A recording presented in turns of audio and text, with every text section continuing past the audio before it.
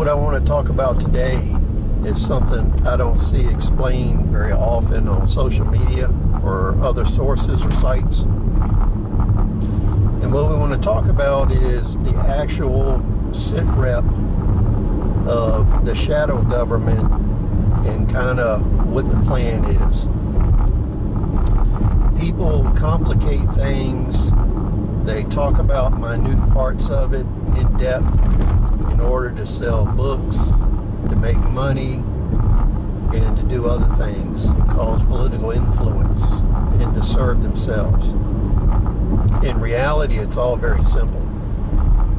So you have a ruling class, and at times they cooperate with each other, at times they have wars with each other.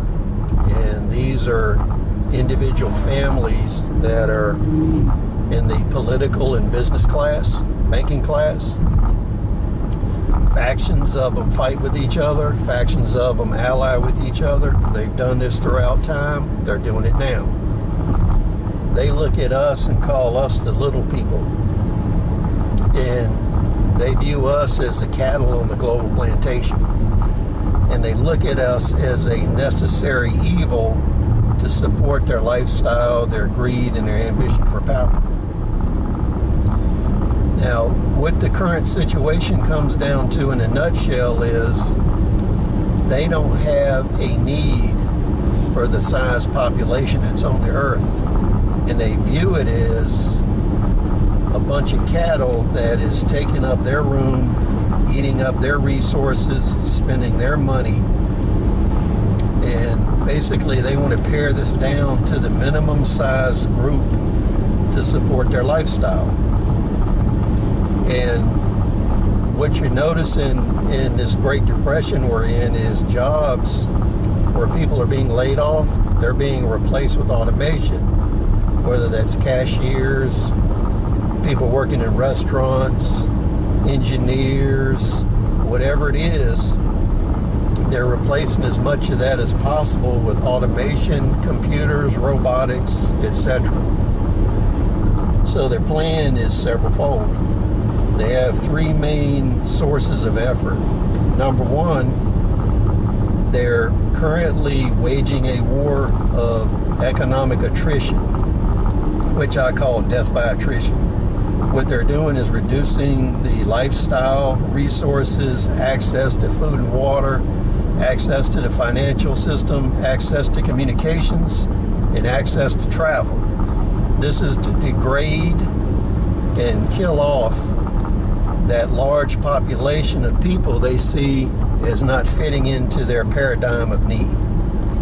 The second part of this is using political efforts, government efforts, in order to limit availability of resources.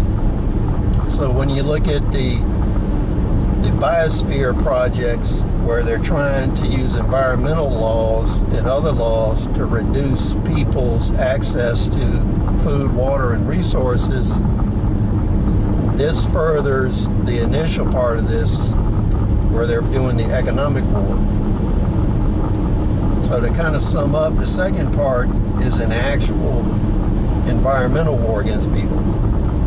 And the environmental war can also be construed as concentrating pollution, manufacturing in very poor areas where it degrades the health of the people in that area.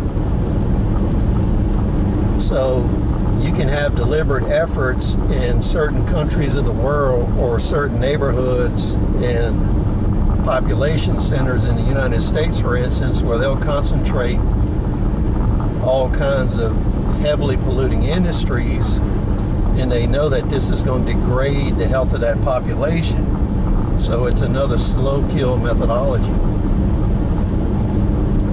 The last part of this effort is direct action, where they use police, military, mercenaries, whatever they can muster to directly attack entities. You don't see as much of the direct action yet, because what they're doing is they're waiting until the degradation is set in and the soft kill methodologies have done their work. This way there's a lot less cleanup to do. So what you can expect in the future as the efforts for economic attrition, environmental attrition continue, once that reaches a point where it's not making substantial progress anymore, then you'll see a lot more direct action focused on the population groups they're trying to get rid of. The only thing you need to decide is if you are a targeted group and what you're going to do about that. So please comment, rate, subscribe. See you on the next video.